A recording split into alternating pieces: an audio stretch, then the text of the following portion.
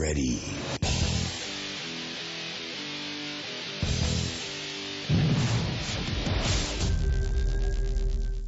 Welcome to another episode of Buff in the Rough. Have you ever felt like the sport of hunting with hounds is under attack and you don't quite know what to do about it? Today we'll hear from Todd Edwards about his efforts to put together in a variety of ways through his Army of Orange to make sure our hunting heritage passes on to the next generation. Help me welcome Todd to the program. Well, hey Todd, how are you doing? Man, I'm great. I'm glad to be here. I tell you, I'm just super excited to have you on. I've been interested because these little feeders just kept popping up about the Army of Orange, and it just really piqued my interest, and I wanted to know more about it. And then as I started to learn what little bit I was figuring out, there's more layers to this onion. You're into a lot of other different things too, and it just got me excited. But before I get ahead of myself, Todd, could you just tell us maybe a little about yourself and how you got into hunting? Well, my name's Todd, and I grew up in the big city of Tickbite, North Carolina. Now, if you don't know where Tickbite is, that's near Bug Tussle, Skeeter Pond, Dog Patch, Pigs Kettle. It's, right in the middle of eastern North Carolina. I tell people these names, and they look at me like I got something growing out of my nose or something, like I'm crazy. But they're real names, and it's near East Carolina University. So I tell people that, and they realize where we are. But I was born into hunting. My dad was a hunter. My older brother, who's 15 years older than me, was a hunter. My whole family hunts. As a matter of fact, we hunt the same property in Onslow County. We've hunted. My dad hunted it. We're still hunting it now. We've officially managed it since 1971 or something like that, when the club was formed. And we have some strict rules on what you can shoot, what you can't shoot. But I was born into hunting. I was cursed with it, I guess. Well, what kind of hunting? You're born into it, but what all kinds of different hunting are you into? In my, you asked me about me also. Mm-hmm. So I served in the military. I was actually a military intelligence agent. For the people that are going to be watching on my video, right above my shoulder here is my certificate showing that I was part of the Military Intelligence Corps. But I used to be Bond, and now I'm Q. So I used to be the military intelligence guy, out there being James Bond, which is nothing like it was in the movies. Mm-hmm. And that's with electronics, so now I'm Q. But what do I hunt? Yes. I've hunted everything from small game to people. Mm-hmm. The military job I had was looking for terrorists on a global scale. You don't get much more intense than that. Mm-hmm. But primarily, I hunt whitetail deer with hounds. We also bear hunt, and we rabbit hunt, small game hunt. But we primarily hunt deer.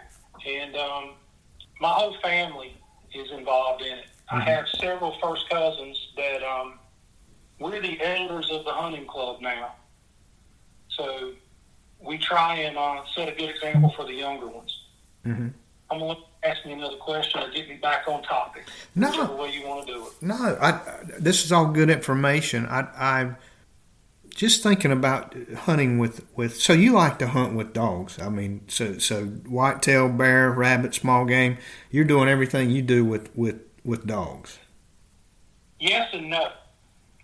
I actually own a fairly nice bow. I have a climbing stand, and I have no problem with climbing a tree or sitting at the base of the tree or getting in a blind and hunting that way as well. Mm-hmm. I've only taken one deer so far this year, and I took it still hunting.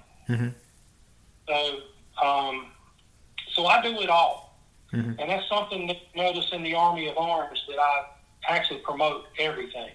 Not one way, everything. And I want everybody to get along.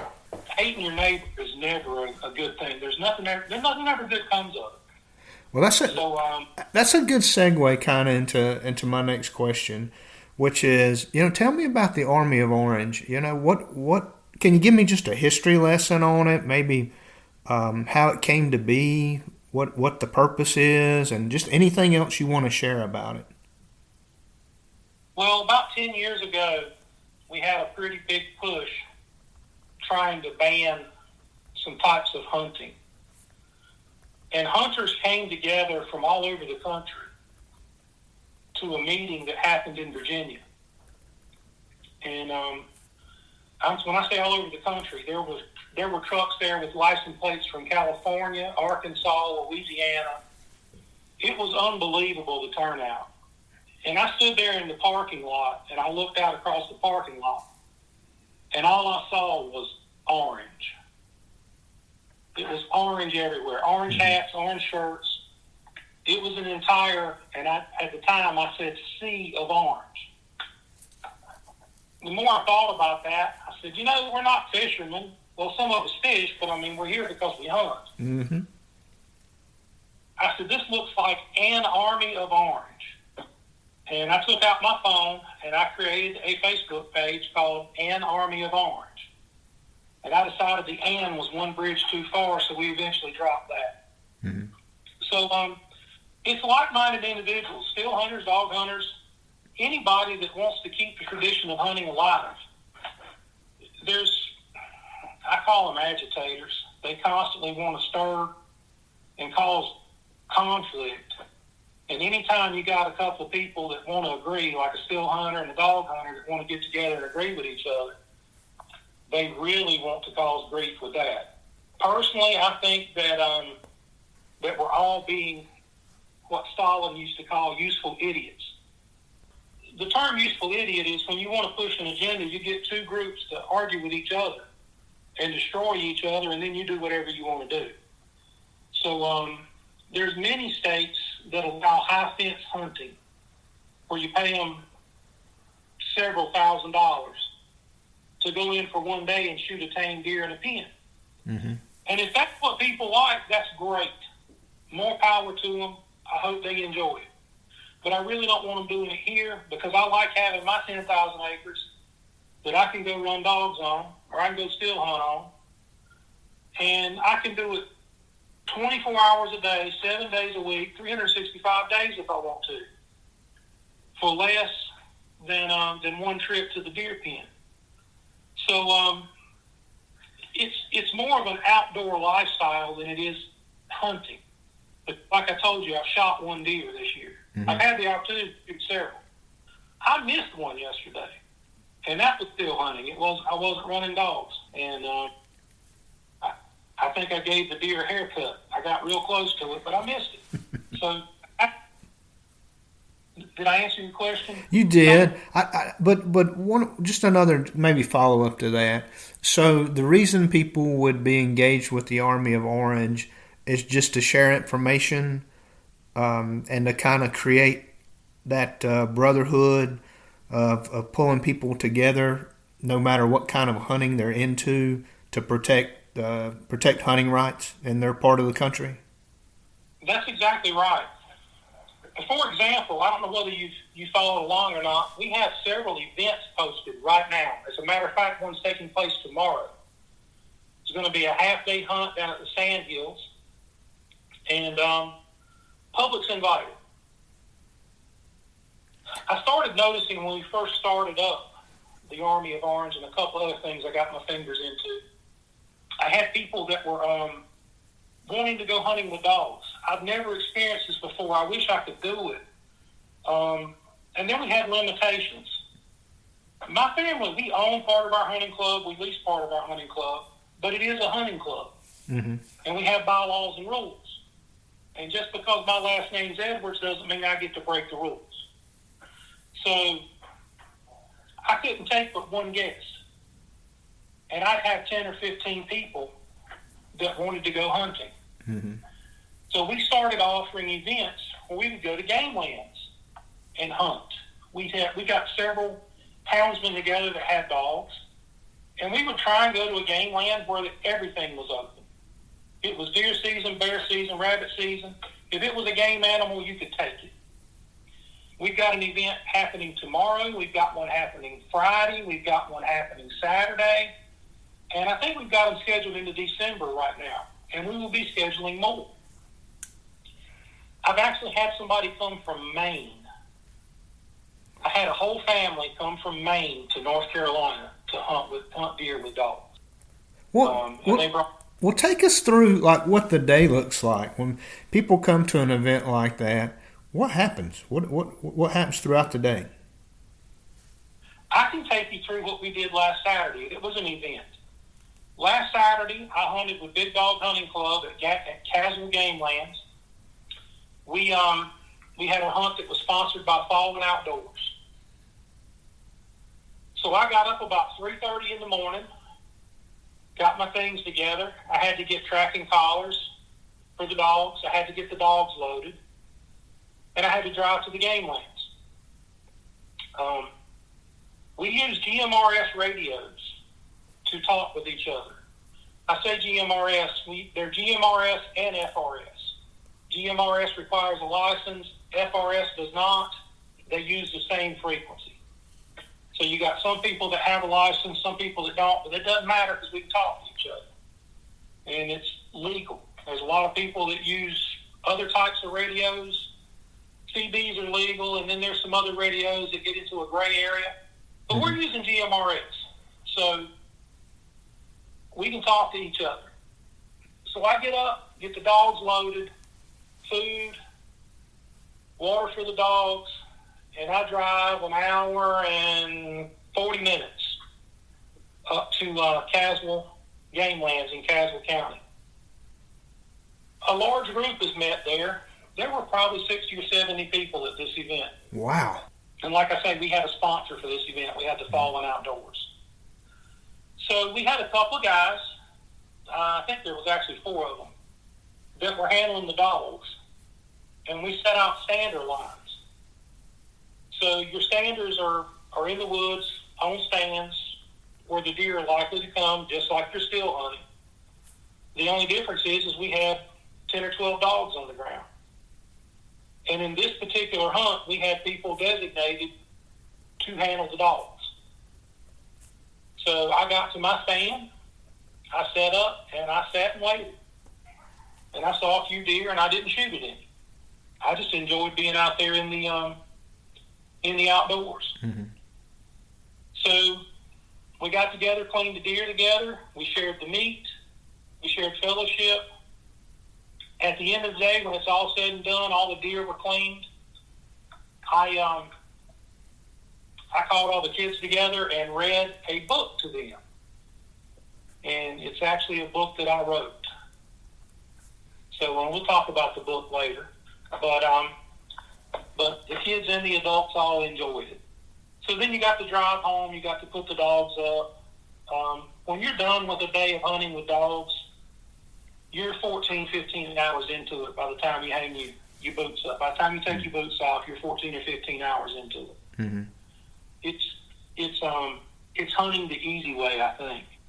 That's what people say anyway. Are the people that show up to these events, are they brand new? Have they ever been on a hunt period, or is it new to hunting with dogs? It's a mix of everything. In 2022, we had a hunt at Bertie Game Lands, which, by the way, is right next to a prison, a pretty large prison, which is kind of interesting. But we had a group there that were seasoned hunters. We had some guys that were seasoned still hunters. They actually took their climbing stands and went and climbed some trees in the block we were going to hunt and sat there and took part of the hunt. But we had a couple of younger hunters, one of which was 15 years old, and he had been hunting once before. He had been still hunting, and then he came to this hunt. He was hunting with dogs, and he had an adult with him. There were actually 2 other kids that were his friends. He killed his first deer that day, and we did the full ceremony where his peers dipped their finger in the deer's blood and smeared it on his face. That all took place right there. We could see the prison from where we were. And there were actually 2 game wardens that were there with us that day too. Mm-hmm. So it was a fun day. There was a mix of all types of hunters, and we obeyed the laws. That's the key thing, is we obey the laws. The people I run around with are not outlaws. Well, tell me about Fallen Outdoors. Fallen Outdoors is a veterans organization that supports disabled vets. I don't want to get too far into describing what they do. Mm-hmm. I can just tell you they're a 501(c) charity, and their goal is to support veterans. Very good. And vet or activities. Mm-hmm. Well, you've mentioned several times hunting game lands. Is there, in my part of the state, there just aren't any. I mean, there really, unless you have access to private land, you're going to have to drive to get to somewhere decent to hunt game lands. Now, I understand in the eastern part of our state, and even the Piedmont, the central kind of part of our state, that's very different. There's quite a bit of access there. What do people need to know? What advice would you give to someone who maybe is interested in hunting game lands but never has? Well, the first thing they should do is go to the North Carolina Wildlife Resource Commission page, their website, not their Facebook page. Go to their website. They're the people that run the game lands. They have a whole section on their website about game lands, and I'm trying to pull it up right now. Mm-hmm. I'll caution you a little bit. Some of the game land documentation on their website is not as user-friendly as it should be, but I will say it's getting better. I'm going to look and see what the western part of the state looks like. Well, Todd, is all game land created equal, or do certain game lands have different rules versus others? There's different rules at every game land. For example, in North Carolina, in eastern North Carolina where I'm at, I want to get my information right, so let me find right here around Jacksonville, North Carolina, you've got Stones Creek, you got Holly Shelter, and Angola Bay. Angola Bay is about 22,000 acres, I think. Wow. And half Angola Bay is absolute wilderness. And when I say absolute wilderness, there's no roads going into it. If you go back in there, you're in there. There's no campground there. But right across the road from Angola Bay is Holly Shelter. Holly Shelter has a campground, and they allow access 6 days a week. So does Angola Bay. Now, Stones Creek, which is right down the road, allows dog hunting 3 days a week and allows field hunting 3 days a week. Now, I think Holly Shelter is the same way. I know Angola Bay is 6 days a week. So the best thing to do is really just go to your state's wildlife page or Department of Wildlife Resource Commission, whatever they call it in your state, and just educate yourself. Just find out what's close by and find out what the rules are for that particular game land. That's exactly right. And it's like anything else in life. You find out what the rules are, and you try and follow the rules. Mm-hmm. That's how you're successful in life. Find out what the rules are and follow the rules. I had an idea just a moment ago that I was going to mention, and I completely forgot it. It went right out of my head. We were talking about game lands. Well, while you're thinking about it, I want to fire something else at you. So Okay. What do you think some of the biggest challenges are that these future hunters are going to face? And one thing that was really interesting is kind of how you frame the useful idiot kind of argument. I think that's really interesting to think about how hound hunters and still hunters, especially in our area, our part of the country, it's a lot of deer hunters, don't get along very well, it seems like.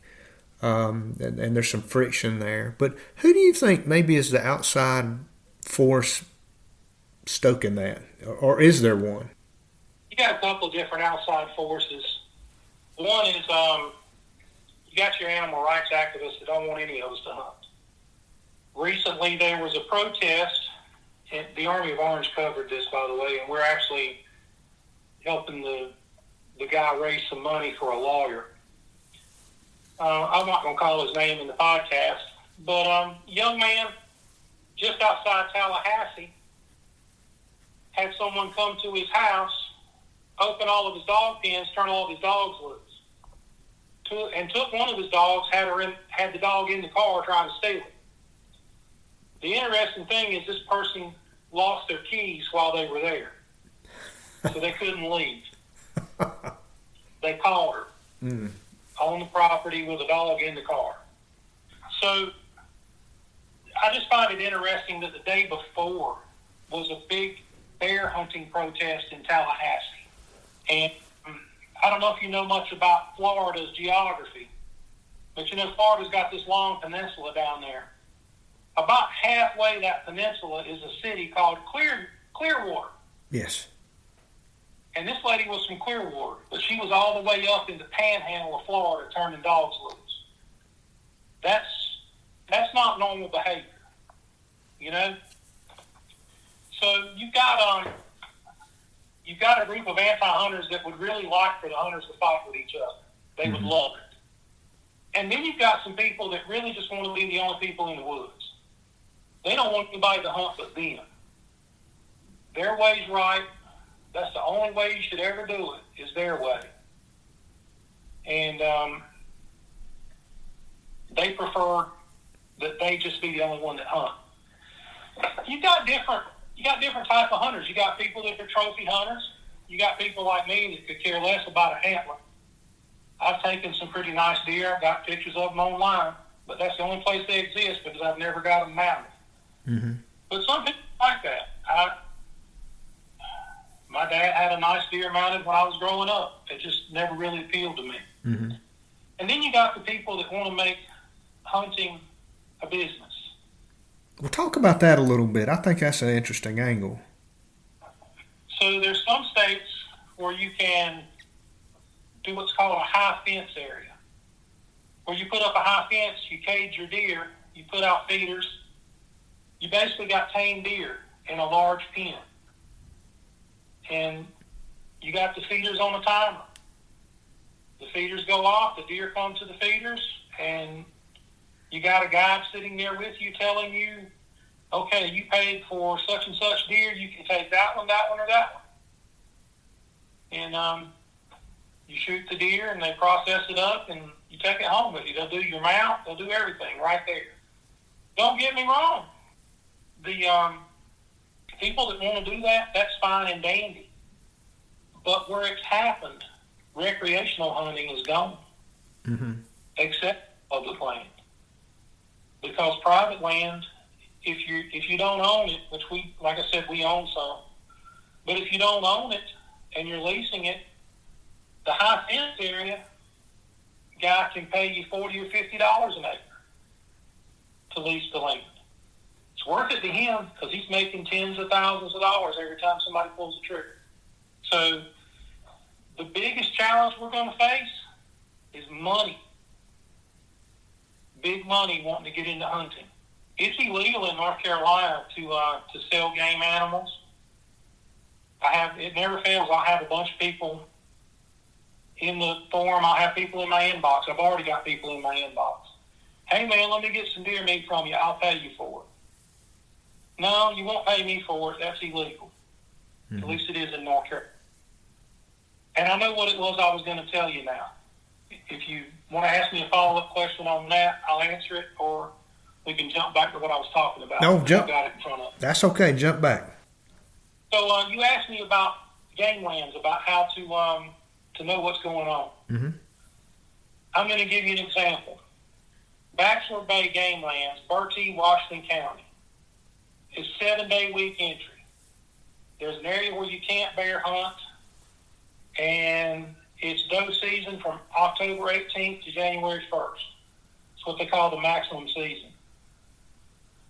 There's no restriction on firearms or anything. It's pretty much wide open. So in the same county, Bertie County Game Lands, 6-day entry. This is where we have our events, is this one. It's called the Johnston Track Gameland. Mm-hmm. But this centerfire rifles is prohibited. And you can't target practice there. Like I said, it's right next to a prison. But shotgun only. So in the same county, you've got two different rules. You can only hunt Bertie Johnston Track 6 days a week. You can hunt Bass for Bay 7 days a week. In Bladen County, you can't use a rifle larger than a .22 caliber. There's different rules, different game lands. In the same county can have different game lands. You just really need to study this stuff. I mean, it can be kind of complex. I know in our part of the state, we're in the same state, North Carolina, but in our part of the state, you cannot hunt deer with dogs. That's true. Just period. You cannot. So, but I have people that drive from Charlotte area to come hunt with dogs here. Mm-hmm.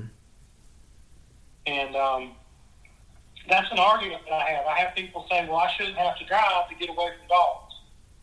Well, you don't really have to drive. There's the game lands here. There's some that offer dogs, some that don't, and there's private land.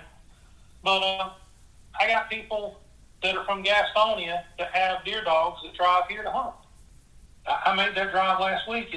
It's pretty long drive. Oh, that's a haul. North Carolina's a really long state. It's deceiving, but yeah, it's a very long state. Everybody really needs to get along. Mm-hmm. That's the key. That's the key to the Army of Orange is nothing's ever come from hating your neighbor.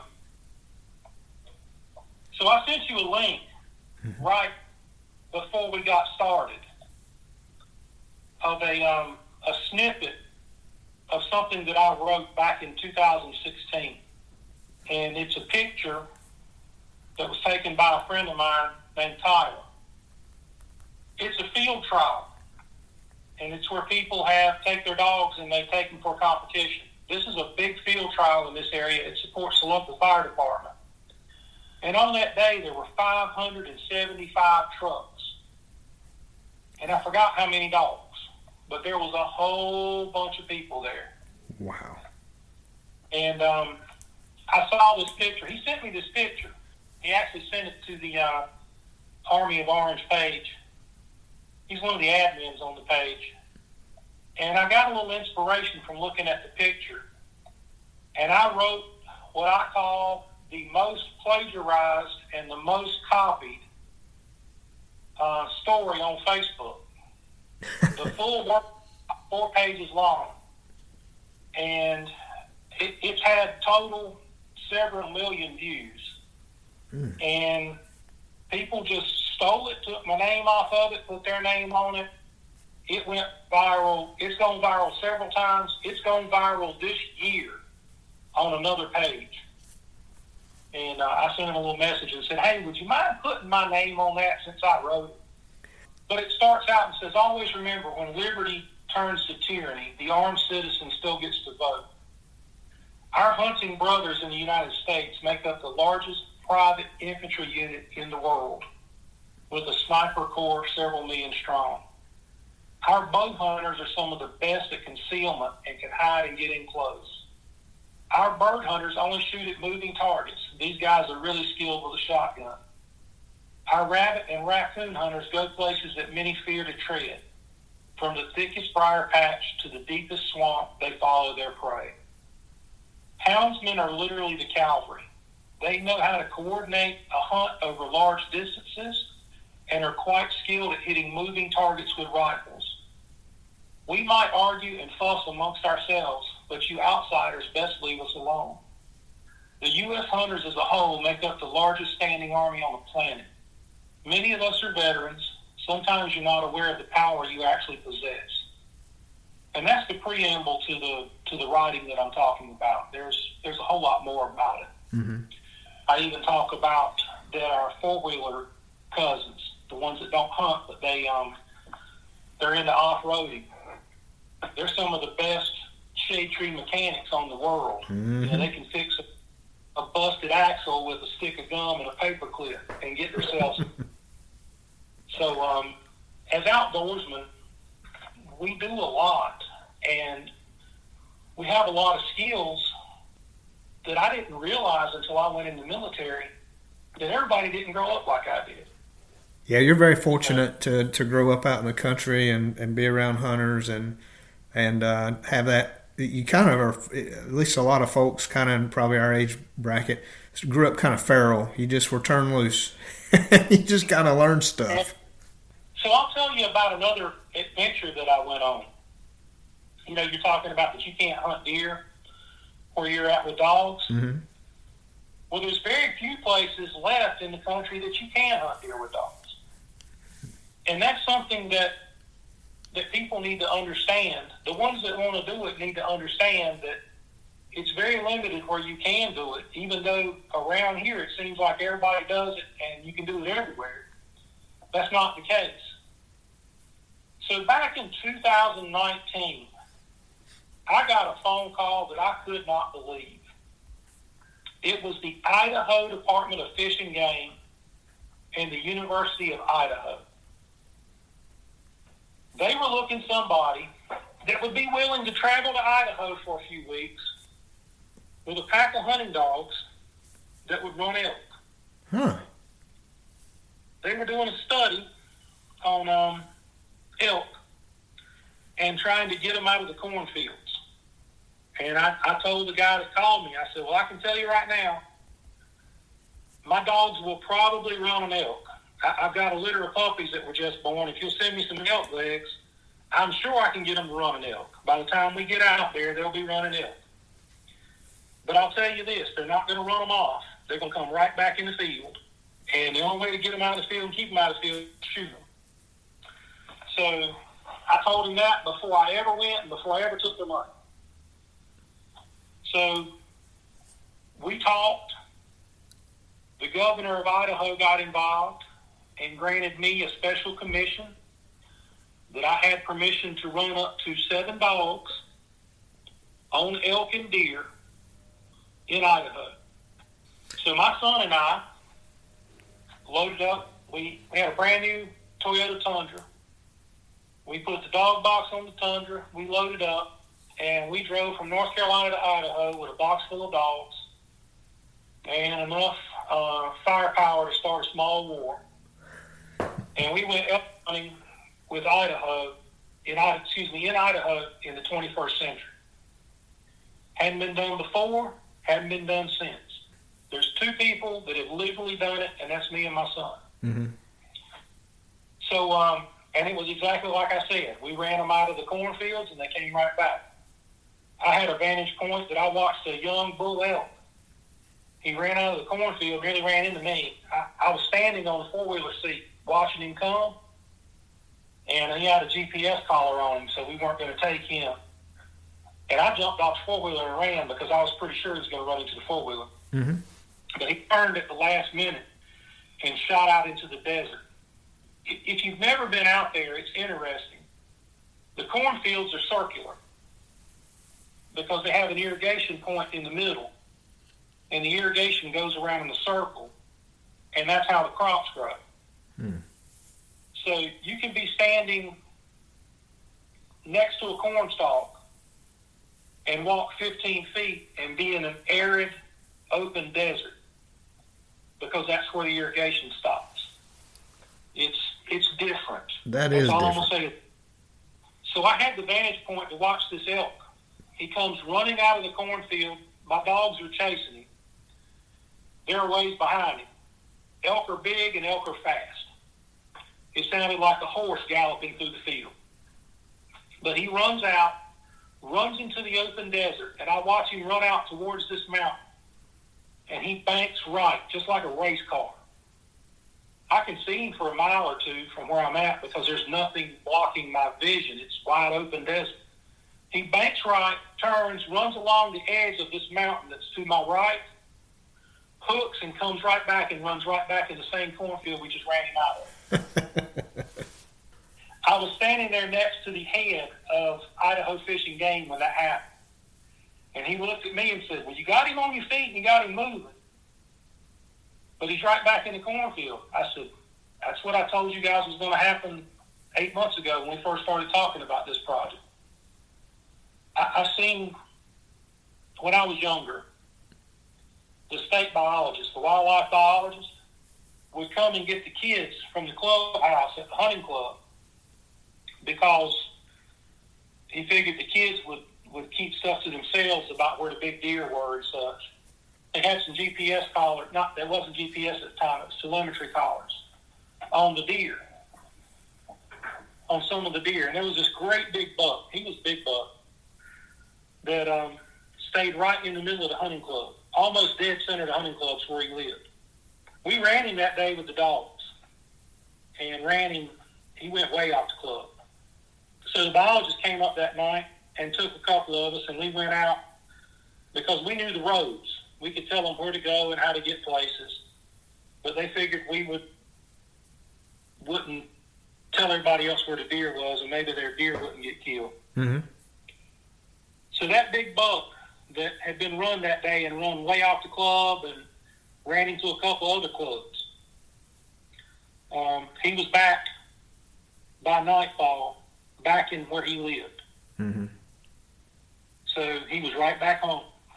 Todd, I love you sharing that story because I think so many, I've heard so many still hunters, especially deer hunters around here, complain a lot about, in our case, coon hunters hunting at night, that the coon hunters are going to mess up the deer hunting. And that has not been my experience because I grew up coon hunting a lot and have seen many really nice deer taken the next day after we'd been in a place coon hunting. Speaking exactly to what you just said, they're back in there before sunup. They come home. I've got some videos on the Army of Orange where we're coon hunting, and the deer is bedded down 30, 40 yards from us. We're looking at the deer, and the dog's on the tree. So it doesn't affect it at all. I mean, we can run the deer with the dogs, and they're going to come back and lay right back down where they were at. Mm-hmm. I had somebody argue with me one time and said, well, I had this really nice buck on camera, and the dogs ran him, and I haven't seen him since. I said, well, he left on somebody's tailgate. That's what happened with that one. That one's gone. Which brings me, I'll hit a couple other points, things that I hear. I hear that people say, oh, people run deer through my property to run the deer off my property. People run dogs through my property. Mm-hmm. Don't get me wrong. I'm sure there's some people out there casting dogs where they shouldn't be. But we'll start by saying that the North Carolina Landowner Protection Act says that it is illegal to release a dog on property that you don't have permission to hunt. Okay? So if somebody's backing up to your property without permission, turning their dogs loose to run the deer off your property, they're breaking the law. Call the game warden. If the game warden says, I need evidence, trail cameras are on special this weekend, buddy. You can get a couple of nice cameras for $100 mm-hmm. that are solar powered that'll talk to your cell phone. Take your climbing stand, climb a tree, put them up, catch them in the act, prosecute them. I got no problem with it. I'll stand next to you and say they were wrong, lock them up. Shouldn't do it. Now let me say this. I'll use my club as an example. We have 10,000 acres. That's our club. We're bordered by another club has 15,000 acres. 10 plus 15 is 25,000, right? That's right. Guess what these two clubs do? They can come on our property, we can go on their property. They don't come over to our property and shoot a deer, we don't go over to their property and shoot a deer. But you know what? Sometimes we're pursuing a deer, guess what that deer does? Run straight to the property line, across the property line. Mm-hmm. I got a good story about that happening that I'll tell you that happened probably 10 years ago. But the point is that the deer came from our property first and went over there. Mm-hmm. Club next to us, the family farms around us, the majority of those farms belong to club members, family members. Most of the land around where we hunt, we either own it or control it. So we don't have a lot of property disputes. We don't. Mainly because it's our land. Or we have agreements with our neighbors. So, but if a dog starts trailing a deer and he travels across the property line, that means the deer traveled across the property line. Or the coon. or the coyote. Mm-hmm. I coyote hunt too. Matter of fact, if I'm hunting anything and I see a coyote, it just became a coyote hunt. I'm not a fan of coyotes. But if it travels across that property line and we don't catch it because it went or whatever, that's because that's where the game went. And, I mentioned that we're hunting, that our club itself is 10,000 acres, and then we control or have agreements with probably close to 30,000 acres. It's the people that are trying to hunt a postage stamp that usually have the biggest complaint. And I'm talking both sides of the fence here. I'm talking about the steel hunter and the dog hunter. I know a guy that has 10 acres. And that's a decent little property. I think I could be happy with 10 acres trying to hunt. But he's got a little corn pile right in the middle of it. And every deer he sees on trail cameras is deer. How many deer you reckon are living on 10 acres? Not many. Not many. That's right. Not many. But, that's his little dream, and he's watched the TV shows, and he knows that there's a 200 class buck behind every tree, and it's somebody else's fault why he hasn't got that deer yet. But, and then you got the outlaw houndsman. Mm-hmm. And I'll be honest, I can't stand these folks. I turn them into game warden myself if I catch them.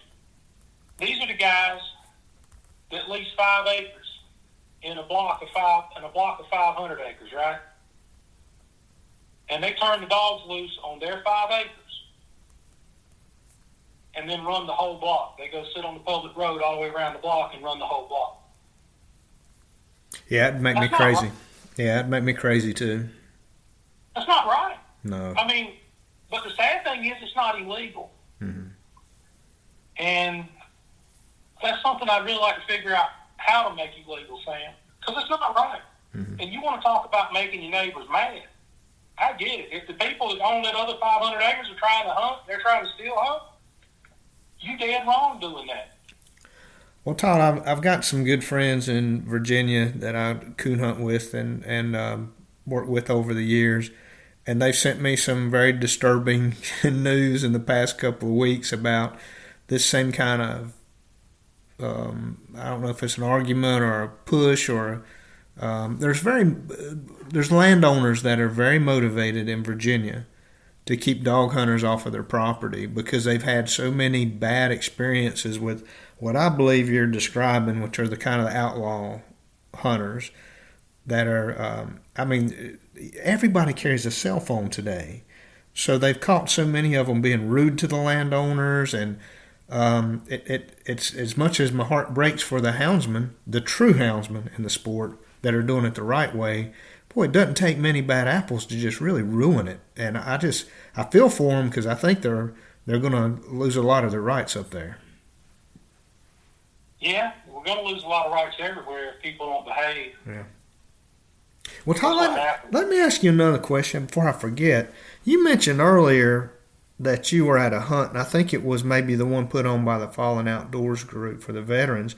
But you said you were reading a book and you wrote a book. So tell us about that. I was thinking you said you had something called the Beagle Book Club, but could you maybe flesh that out for us? Yeah, it's a little project like we were talking before we turned the cameras on about little hobby projects. Mm-hmm. I've created a whole little universe that's called Beagle Book Club, and it's centered around a couple of sets of twins, Andy and Mandy Beagle, and Princess and Chaos, that are coonhounds. They are cadets at the Canine Special Ops Academy, and they learn different lessons in every story, and every lesson is a lesson that we as people need to learn ourselves. Mm-hmm. So the book that I read at the hunt was called The Christmas Trail, and I'll give you the highlights of it. Andy and Mandy Beagle have a little cousin named Molly that stays with them, and she's mischievous. she's young, and she's always getting into something. So she hears some noise. It's Christmas Eve. Everybody else has gone to sleep. She's being the typical kid that can't sleep on Christmas Eve. And she's listening she hears some rustling outside, and she has a smell that she don't recognize. So she goes outside to investigate. And she finds these little teeny tiny deer prints, and she starts following them and barking on them. And anyway, one thing leads to another, and she finds a little teeny tiny baby reindeer that's about the same size she is. And his name is Tom Jr. He has run away from the North Pole because things weren't going his way, and now he's lost down here in Cedar Hollow. So these two unlikely misfits pair up, and she gets him back north. He's lost his way. He doesn't know how to go. But Molly can smell so good that she can smell his trail all the way back to the North Pole. And her nose leads him back to the North Pole, where Santa Paws is waiting for them to death because his little reindeer has run away. And his dad, Comet, is saying that he's so distraught that there's no way he's going to be able to pull the sleigh if he can't find his son. So that's the short story of A Christmas Trail. I love it. So these are stories that are probably targeted more towards younger folks, but certainly anybody of any age group could read it. But they have some kind of moral to the story. There's some hunting stuff in there, and you've got the hounds, in that angle. But there's also just a good old moral story to it somewhere in there. That is correct. I love it. There's always a moral story, and there's something there for the kids, and the same story has something there for the adults. So if you read the book as a child, it's going to say one thing to you, and then if you read it again as an adult, it's going to say something else to you. Mm-hmm. And what you said about you not in it for the money, my first book, I've written about 20 Beagle Book Club books, and I've published a bunch of short stories on Facebook. But my first book has been released, and I released it on Amazon to be able to read it for free on the Kindle software. Mm-hmm. So if you've got a Kindle, you can read it on your Kindle. If you've got Kindle software, you can read it on your smartphone or your tablet. So it's not about the money. It's about heritage. I'm getting older, and so another story. I had a near-death experience in 2023. Was actually dead for about 15 minutes. I'll tell you that story if you got time. We're an hour in. But I realize I'm a dinosaur. And you don't see many dinosaurs walking around anymore, Mm-hmm. But we know they were here because they left deep prints. And that's my goal, is I want to leave deep prints. I want people to remember that my generation was here. And I want people to know that some of us, at least, when I'm talking about houndsmen, are not criminals. The key word is respect. Well, Todd, I want to, as we start to wrap up and wind down, I do want to give you the opportunity is there anything that I didn't ask you about that I should have?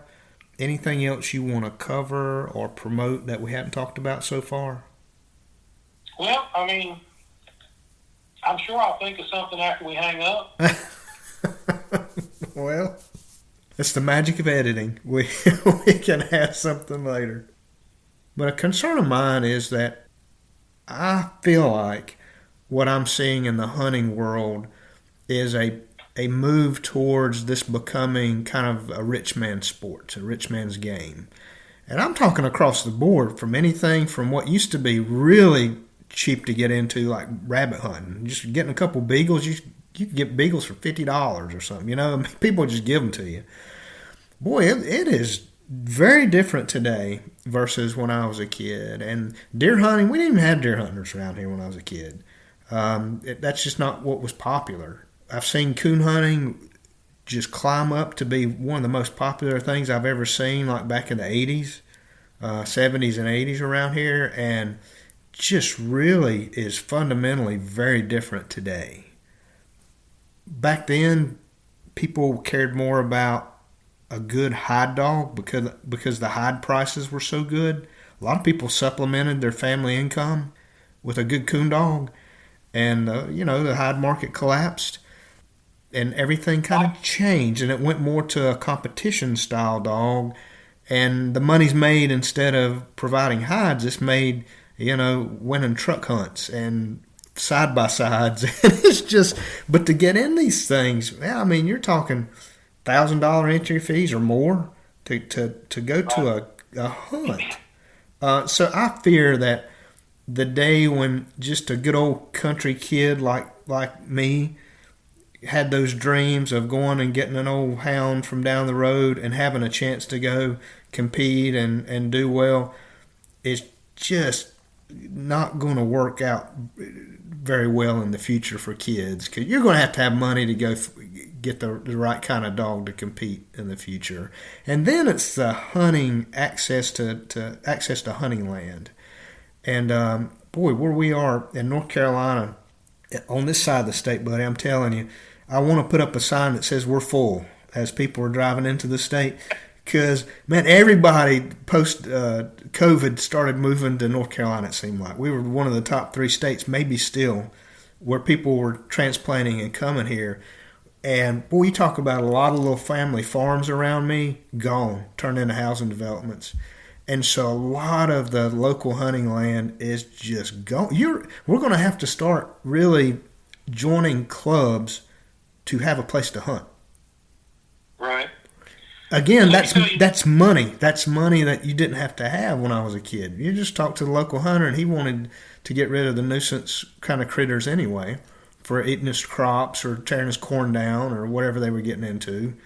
Boy, that's changed now. It's whoever has the deep pockets. And for our area, a lot of that is still hunters. It's deer hunters that lease up a lot of land where we are, and that's going to be one of the friction areas for us in the future, I think.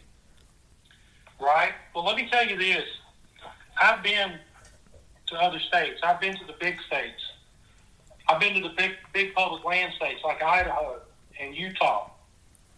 And access to land out there is no problem. The whole state's public land, just about. There's public land everywhere. You know what they don't have?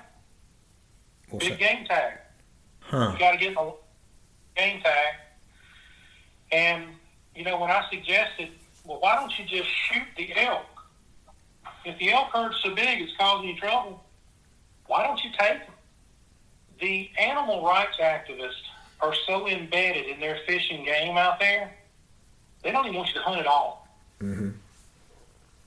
They were thinning the herd with snipers, shooting the elk, and then taking the meat to hunters for the hungry, rather than open and issue tags to hunters because of the conflict that it was going to cause.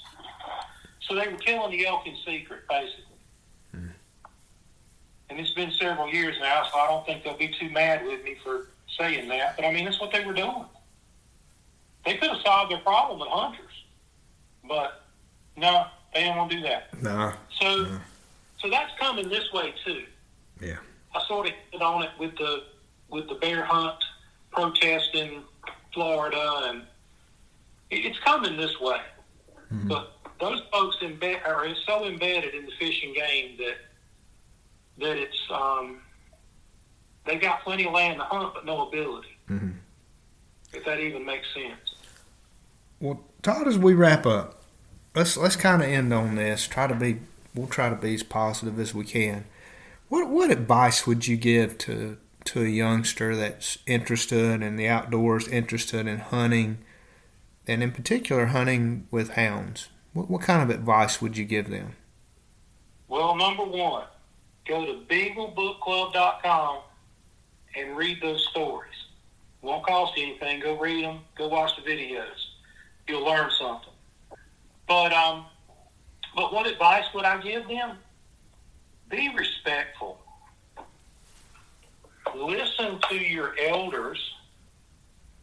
And if you're going to hunt with a dog, would you rather have one or two good dogs that listen to you, or a whole truck full of dogs that when you turn them loose, they go 18 different directions and you spend the rest of the day chasing the dogs? I have an older dog. They call him Beagle. He's got a really big mouth. So we were tracking a deer yesterday. Yeah. And I pulled my truck over where we were trying to track the deer, and I took him out of the dog box and put him on the ground. And they're like, "You're not going to put him on a leash?" I said, "No, I'll need a leash." And I called him and I pointed where I wanted him to go, and he went right in where I told him to go and started tracking. And when I got ready to come back to the truck, he and I walked back to the truck. He jumped on tailgate, and I put him in the dog box. Well, I've had him since he was born. He was born at my house. I've raised him since he was a puppy, and I've worked with him. And he's my friend, and I'm his friend. We truly have a symbiotic relationship when we hunt. And if you're going to hunt with dogs, you got to work with your dog.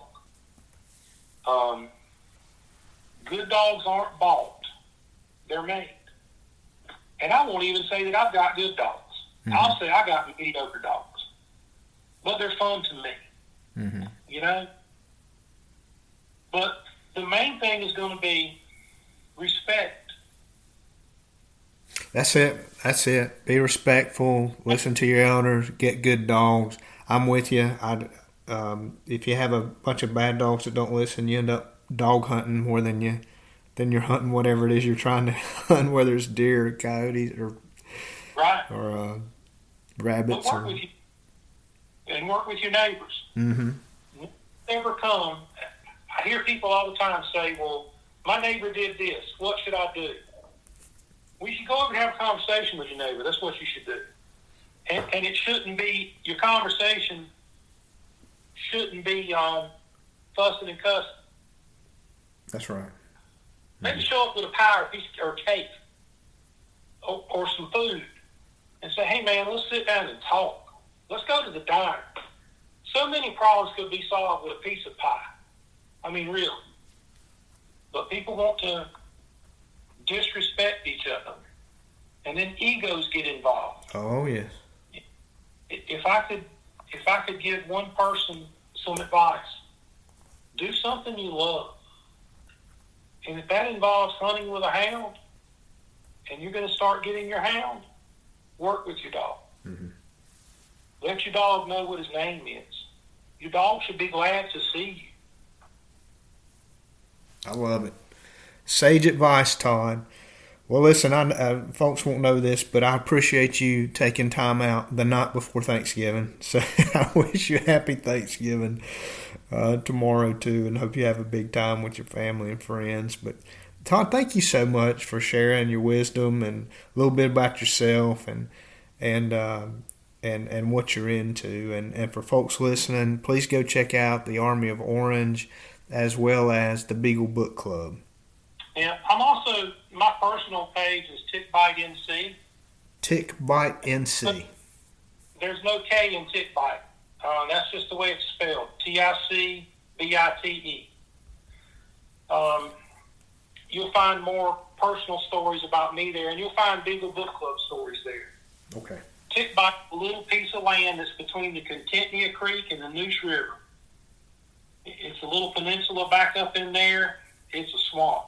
Mm-hmm. And that's where I'm from. Mm-hmm. So, country boy from Tick Bite, North Carolina, wound up walking the halls of the Pentagon unescorted. I love it. What a great story. And walked into the NSA and could go anywhere I wanted to in the National Security Agency. So, I had an interesting life. And now I want to be a dinosaur. I want to leave those deep prints. I love it. Sam, much for the opportunity to come on. No, thank you, Todd. I really appreciate it. Thank you for listening to Buff in the Rough. Remember to like and subscribe if you want to be notified when new content is available. And please send comments and suggestions to buffintherough@gmail.com.